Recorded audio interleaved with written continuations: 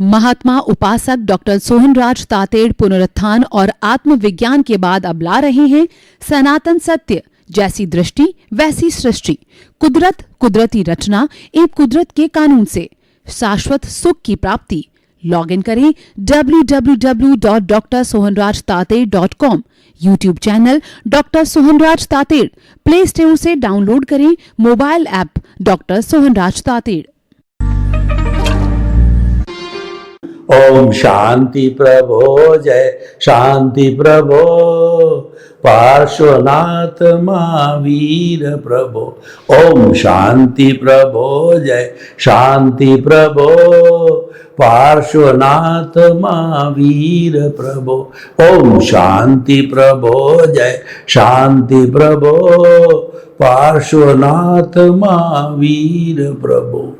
हे मेरे भीतर विराजमान शुद्ध आत्मा भगवान, मेरे आराध्य, मेरे ईश्वर, मेरे प्रभु, मेरे इष्ट, मेरे सर्वेश्वरवा, मुझे ऐसी शक्ति दो, जागृति दो, आशीर्वाद दो कि मेरे मन में किसी के प्रति बुरे भाव नहीं आए, मैं किसी को दोषी नहीं देखूं, मेरे द्वारा किसी को दुख न हो, दुख न हो, दुख न हो। मेरा राग द्वेष हर क्षण घटता रहे और मेरा संभाव हर क्षण बढ़ता रहे। मैं किसी के प्रति अभिप्राय और ओपिनियन नहीं दूं। मुझे हर जन्म में मुक्ति के कर्म मिले, मुझे हर जन्म में ज्ञानी पुरुष मिले, सद्गुरु मिले। ऐसी कृपा करो, शक्ति दो, जागृति दो। भाइयों और बहनों, मातृशक्ति को नमन। आज का अति उत्तम विषय अध्यात्म विज्ञान से समस्त समस्याओं का समाधान। अध्यात्म विज्ञान और समस्या, इन दोनों को समझे पहले। अध्यात्म का अर्थ होता है भीतर की ओर जाना, और जो हमारा द्वैत है वह बाहर की ओर जाना। भौतिक विज्ञान हमें बाहर ले जाता है, अध्यात्म विज्ञान हमें भीतर ले जाता है। भीतर प्रभु का जगत है, भीतर चेतन का जगत है, और खुली आंखों से जो द्वैत का जगत है, संसार का जगत है, वह जड़ का जगत है। तो बेसिक डिफरेंस हो गया जड़ और चेतन। कबड्डी के अंदर दो पाले होते हैं, ए पाला, बी पाला, और जब चुनाव होते हैं तब दो पार्टियों के पाले होते हैं, ए पाला, बी पाला। वर्ग बनते हैं, स्त्री वर्ग, पुरुष वर्ग, छात्र वर्ग, छात्रा वर्ग। तो ये दो पाले हो गए, जड़ का और चेतन का। तो इन दो पालों में आप किस पाले के सपोर्टर हो, किस पाले में आप अधिक रहते हो, उसकी पालना करते हो, उसके नियमों के अंदर आप जीते हो, वो आप पर निर्भर करता है। क्योंकि मनुष्य एक ऐसा प्राणी है जो कि स्वयं निर्णय लेता है। उसके पास जो भीतर जो चेतन पार्ट है वो बादशाह है। उस पर कोई भी कुदरत का कानून लागू नहीं होता है, उसका खुद का कानून है। वह कोई भी निर्णय लेने में स्वतंत्र है। उदाहरण के तौर पर देखिए, आपका मकान है, उसके अंदर आप 3 भाई भागीदार, वो पेरेंटल प्रॉपर्टी है। आप अकेले निर्णय नहीं ले सकते उसको सेल करने का, कंस्ट्रक्ट करने का, कन्वर्शन करने का। आप अकेले मालिक हो, रजिस्ट्री आपके नाम है, उसको आप नया बना सकते हो, बने हुए को रिनोवेट करा सकते हो, उसको आप सेल कर सकते हो। आपको फ्रीडम होती है, भीतर फ्रीडम है। भीतर का जगत स्वतंत्रता का जगत है, और हमारा चेतन जगत है स्वतंत्रता का जगत है, और बाहर का जगत है ये प्रतंत्रता का जगत है। बाहर का जगत जो है वह हमारे उदय प्रारब्ध के अधीन चला और ऑटो मोड से चलता है, और भीतर का जो जगत है वह अपने स्वतंत्र सत्ता कहिए, उस पर ऑटो मोड लागू नहीं होता है, उसको बदला भी जा सकता है। तो भीतर के जगत को आत्मरंजन कहते हैं, बाहर के रगत जगत को हम मनोरंजन कहते हैं। समस्या कहां खड़ी होती है? द्वैत में समस्या होती है, अद्वैत में समस्या नहीं है। भीतर विराजमान प्रभु भगवान ईश्वर, उसमें कोई समस्या नहीं। वह अशरीरी है, वह अनंत ज्ञान, अनंत दर्शन, अनंत शक्ति, अनंत सुख का धाम है, और वह जो है आनंद का दरिया है, आनंद का झरना है, आनंद का तालाब है। चारों तरफ उसके आनंद ही आनंद है, आनंद उसका लक्षण है। वो सच्चिदानंद है। सत का मतलब अविनाशी, कभी खत्म नहीं होने वाला, और चित का मतलब उसका लक्षण ज्ञान दर्शन है, और आनंद उसका गुण है। ये तो भीतरी जगत की। और बाहर जो द्वैत है, द्वैत का मतलब होता है दो से चालू होता है, दो से होते होते असंख्य अनंत बनते हैं। देखिए, बाहर जगत को हम देखें, केवल एक स्त्री होती है या केवल एक पुरुष होता है, दोनों शादी करते हैं स्त्री पुरुष से, फिर उसके एक बच्चा, दो बच्चा, तीन बच्चा होता है। और पुराने जमाने में एक एक डजन बच्चे हुआ करते थे, और हम 4-5 हजार साल पहले जो है वो गीता का समय, भगवान कृष्ण का समय जाए तो बताया जाता है कि यादवों के अंदर हजारों हजारों रानियां होती थी, और उनके सैकड़ों सैकड़ों हजारों हजारों पुत्र हुआ करते थे। कहने का अर्थ है कि जो बाहर का जगत है वो बढ़ता बढ़ता अनादि अनंत असंख्य तक चला जाता है। तो जहां पर दो हुई वहां समस्या खड़ी हो जाती है। राजस्थानी में एक कहावत है कि जहां बर्तन पड़े रहते हैं वो खड़बड़ाते हैं, वो एक दूसरे से टच होकर के झंकृत हो जाते हैं। और जहाँ पर 2, 4, 5 व्यक्ति, बच्चे परिवार में या क्लास के अंदर या जो है हमारे पब्लिक प्लेसेस के अंदर, ट्रेन में, फ्लाइट में तू मैं हो जाती तो झगड़ा ठंडा होना संभव है, वह समस्या कहलाता है। द्वैत अपने आप में, द्वैत में समस्या होती है।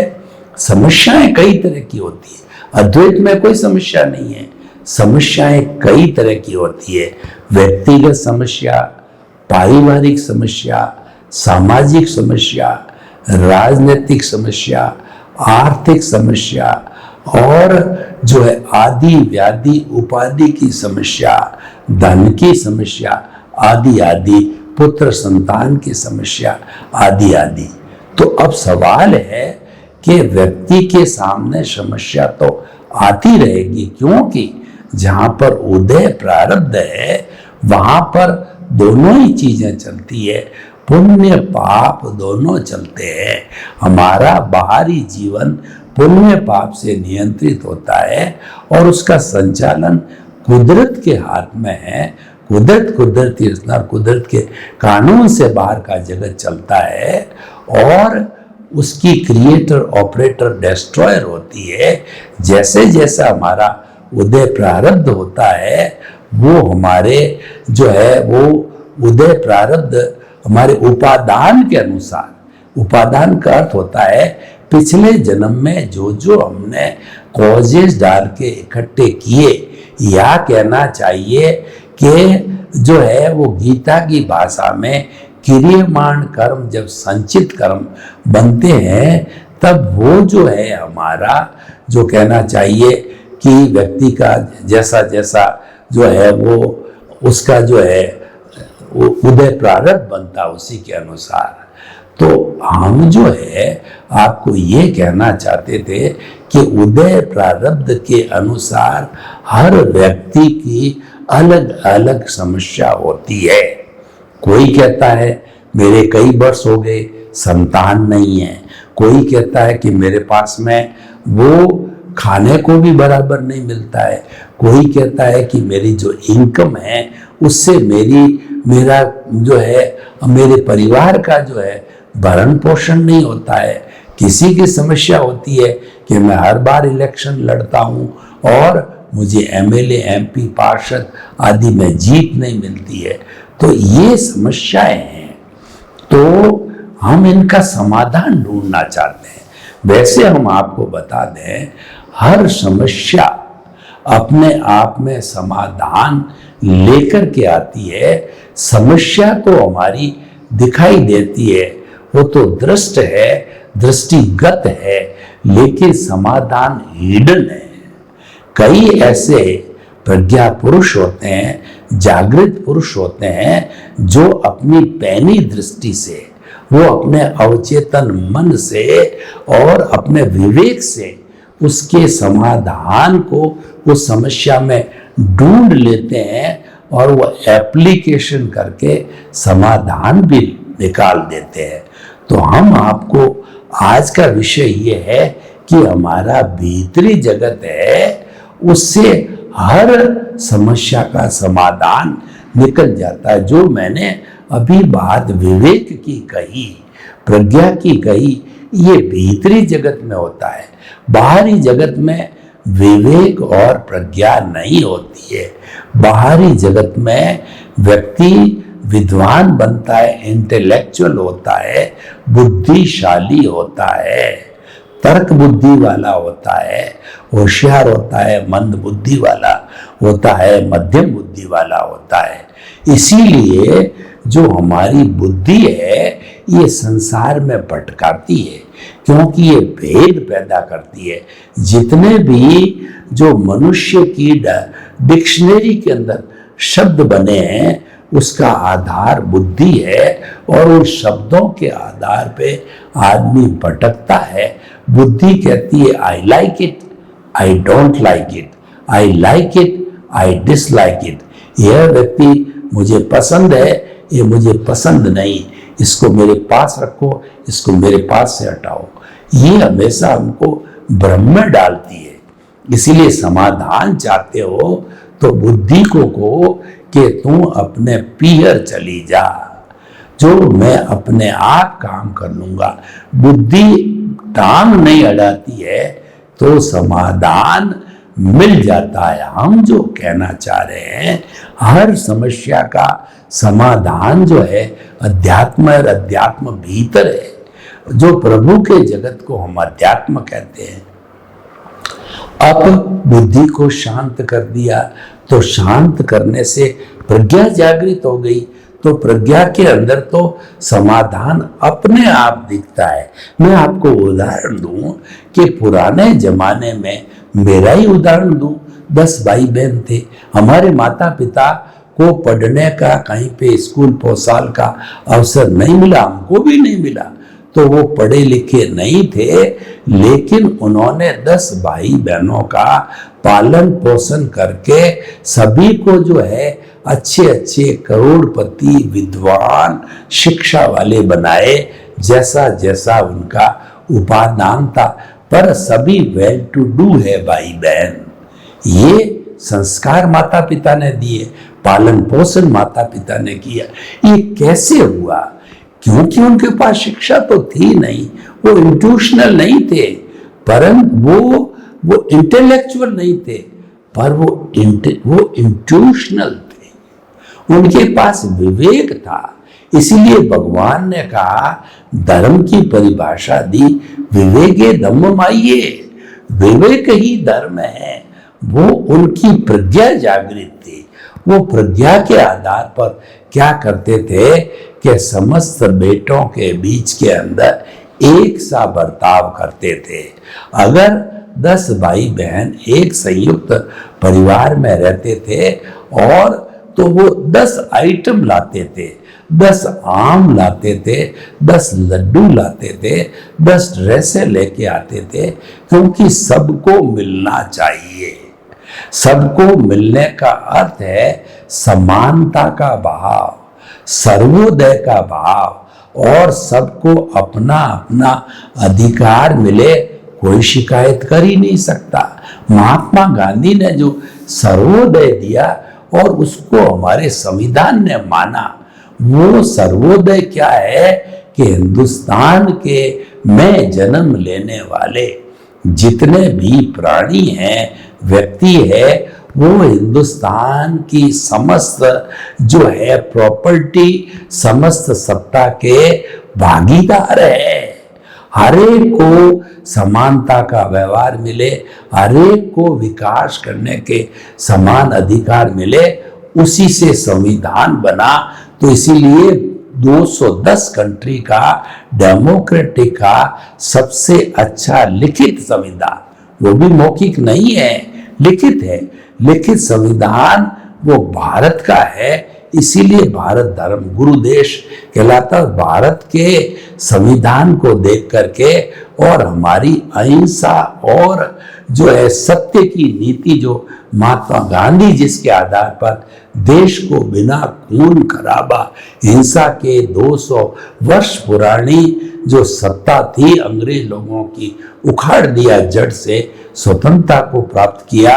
15 अगस्त 1947 को हम स्वतंत्र हुए। तो इस संविधान की कॉपी दूसरे देश ले गए और उसके आधार पे मार्टिन लूथर वगैरह जो है वो महात्मा गांधी के जो सिद्धांतों के आधार पर देश को आजाद कराया। तो ऐसे बहुत से उदाहरण हैं उस संविधान के, क्योंकि वो एक आइडियल संविधान है। वो सर्वोदय में विश्वास करता है, वो सबको समानता का अधिकार देता है। तो हमारा इंस्टीट्यूशनल जगत है वह समानता रखता है, वो न्याय करता है, और उसके अंदर एक एम्बेडेड चीज है, हुआ सो न्याय। यानी कि हमारा प्रभु है, भीतर बैठा है, हमारा जो ईश्वर है, हमारी प्रज्ञा ही हमेशा न्याय करती है, वो किसी के साथ अन्याय नहीं करती। बाहर के कोर्ट तो मैन मेड है, वो वकीलों के बहस के आधार पर, वो डॉक्यूमेंट्स के आधार पर, एविडेंसेस के आधार पर वो जज है, निर्णय देता, मैन मेड है, उसमें गलती होने की संभावना होती है। भीतर के प्रभु की, ईश्वर का जो न्याय, उसमें कोई गलती हो नहीं सकती, वो परफेक्ट, इसीलिए हुआ सो न्याय कहलाता है। तो हम ये कहना चाहते हैं कि जो समस्या का समाधान अध्यात्म में क्यों है, कि अध्यात्म में विवेक है, अध्यात्म में उस जो छिपे हुए समाधान को ढूंढने की शक्ति है। वो समाधान बाहर नहीं ढूंढा जा सकता, प्रज्ञा पुरुष भीतर जाकर के प्रभु से आशीर्वाद लेकर के उस समस्या का समाधान वो कर देता है, अपने आप में कर देता है। या ज्ञानी पुरुष होता है जो भीतरी जगत में गोते लगाता है, तो वह अपने जो है भक्त की समस्या का समाधान कर लेता है। पर वो समाधान भीतर से आता है, गंगोत्री से आता है, इंट्यूशन से आता है, क्योंकि वो हिडन है, दिखाई नहीं देता है।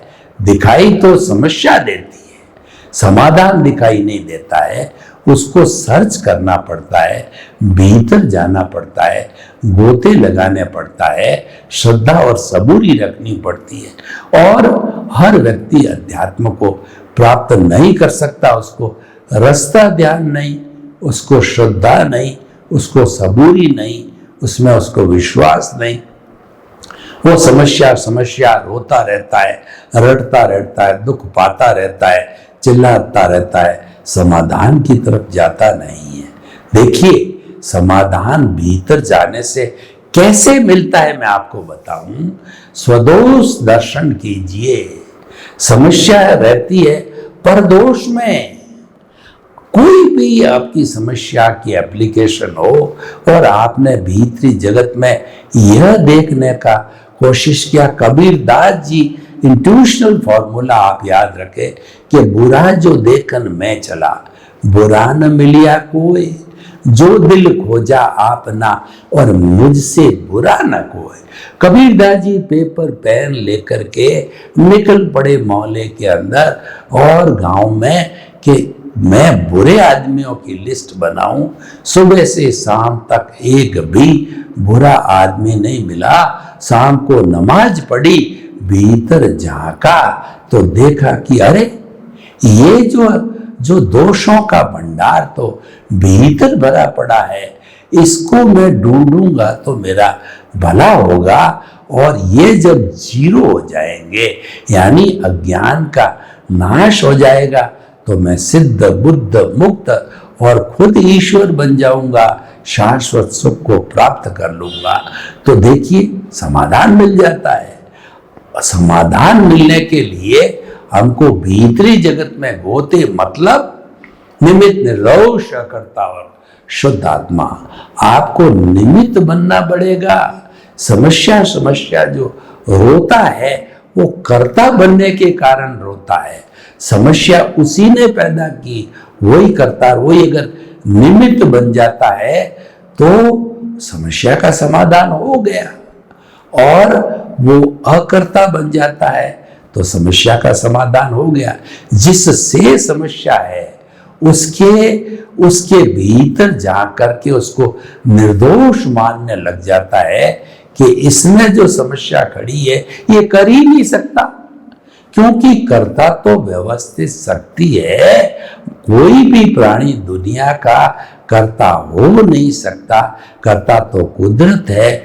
और हर प्राणी के भीतर उसको समस्या करने वाले को, जो हमारे लिए समस्या पैदा की है, उसको जो है आप शुद्ध आत्मा मानो कि इसका कोई कसूर नहीं है, ये तो निमित्त मात्र है। ये समस्या तो मैंने खुद ने पूर्व जन्म में पैदा की थी, अब उसका उदय काल आया है। गीता की भाषा में प्रारब्ध कहते हैं। तो कुदरत ने अपनी ड्यूटी निभाई, जो है duty for the sake of the duty, क्योंकि उसकी जिम्मेवारी है। तो उस जिम्मेवारी के तहत जिस व्यक्ति के साथ में मैंने बुरा व्यवहार किया था, यानी जिसको मैंने समस्या में डाला था, वो मेरे सामने उसका हल करने के लिए आ गया है। मैं आपको उदाहरण देना चाहता हूं, 2-3 उदाहरण दूंगा तो ये चीज स्वतः ही आपके स्पष्ट हो जाएगी। देखिए, 2 भाई है और पिताजी की प्रॉपर्टी है। उस प्रॉपर्टी को लेकर के 2 भाइयों ने बीच में झगड़ा खड़ा हो गया और वो आपस में नहीं निपटा सके, तो उन्होंने कोर्ट केस कर दिया। कोर्ट केस करते ही दोनों के वकील हो गए और दोनों से डॉक्यूमेंट मांगने लग गए, दोनों से एविडेंस लेने लग गए। जो भी कोर्ट का प्रोसेस हो वो चालू हो गया। तो जो है वो दोनों भाइयों ने पैसा कोई भी कार्य करने के लिए समय, श्रम और धन का नियोजन करना पड़ता है। दोनों भाई कचड़ी के जो है गोते लगाने पड़े, वो हो गया समय। और वाहन से गए, पैसे खर्च किए, आए गए, ये श्रम हो गया। और धन खर्च करना पड़ा, वकील को देना पड़ गया, एविडेंसेस वाले को देना पड़ गया, और डॉक्यूमेंट्स के लिए देना पड़ गया, और वाहन के लिए देना पड़ गया। तो ये करते करते काम चालू हुआ। अब देखिए कि थोड़ा समय निकलने के बाद में एक भाई जो ज्ञानी था, यानी वो इंट्यूशनल था, समझदार था, विवेकशील था, वो अध्यात्म में चला गया, अपने प्रभु के भीतर चला गया और प्रभु से आशीर्वाद मांगा कि आप हे मेरे भीतर विराजमान शुद्ध आत्मा भगवान, आज आप अजर अमर अविनाशी हो, मैं आपके चरणों में आ गया। मेरे समस्या ये है कि दोनों भाइयों के बीच में प्रॉपर्टी को लेकर के झगड़ा खड़ा हो गया, तो आप मेरे को समाधान दो। तो सोचते सोचते ये समाधान मिला कि तुम अगर छोटे भाई ये सोच रहा है तो बड़े भाई से समझौता कर लो, और समझौता में जो कुछ भी मिलेगा उसको स्वीकार कर लो। और वह उतना ही मिलेगा जितना तुम्हारे भाग्य में है। भाग्य बिना भूंगड़ा भी नहीं मिलता है। किसी की ताकत नहीं है कि वो भाग्य के अतिरिक्त समय और भाग्य के अतिरिक्त दे सके, ले सके। दुनिया में कोई ऐसा जो है ताकतवर व्यक्ति नहीं जो किसी को सुख दे सके, किसी को दुख दे सके। व्यक्ति के कर्म सुख देते हैं। इसीलिए कहा गया है कि रंगमंच यह जगत है और कर्म खिलावना हार, और नाना रूप बनाए के और चेतन खेलन हार। को सुख को दुख देत है, कर्म देत जग जोर। उर्जत सुरजत आप ही और ध्वजा पवन के फेर। सब कर्मों के अधीन होता है, कोई कुछ भी नहीं कर सकता है। ये समाधान व्यक्ति अध्यात्म में गया, भीतर गया, तो उसको ये समाधान मिला। तो वह छोटा भाई जो है बड़े भाई के पास में आया, बड़े भाई को प्रणाम किया कि भाई जी, हम अपने पिता की संपत्ति के लिए दोनों लड़ रहे हैं, दोनों ही भागीदार हैं हम उसके लिए। आप बड़े हो तो हम वकीलों को पैसे दें, रोज चक्कर काटें, और जो कोर्ट का नियम क्या है, दादा केस लगाता है, पोता पड़ पोता उसका समाधान प्राप्त करता है। और वो क्या मिलता है, दोनों 20 साल 30 साल 40 साल थक के समाधान समझौता आता है। इस तरीके से उन दोनों ने समर्पण किया, दोनों को अच्छा अच्छा अपना हिस्सा मिल गया। बड़ा भाई ने भी कृपा करी, दोनों को बराबर बराबर मिला। तो देखिए, ये समस्या का समाधान अध्यात्म से आया। हर समस्या से ही समाधान मिलता है। सर्वे भवन्तु सुखिनः, सर्वे सन्तु निरामया। लोक के सब जीवों को सुख मिले, शांति मिले, आनंद मिले, और सबको प्रेम, संभाव, सुख, शांति मिले। आपके प्रति मंगल भाव। ओम शांति। महात्मा उपासक डॉक्टर सोहनराज तातेड़ पुनरुत्थान और आत्मविज्ञान के बाद अब ला रहे हैं सनातन सत्य, जैसी दृष्टि वैसी सृष्टि, कुदरत, कुदरती रचना एवं कुदरत के कानून से शाश्वत सुख की प्राप्ति। लॉग इन करें www.drsohanrajtated.com। YouTube channel doctor Sohanraj Tated, play store से डाउनलोड करें mobile app doctor Sohanraj Tated.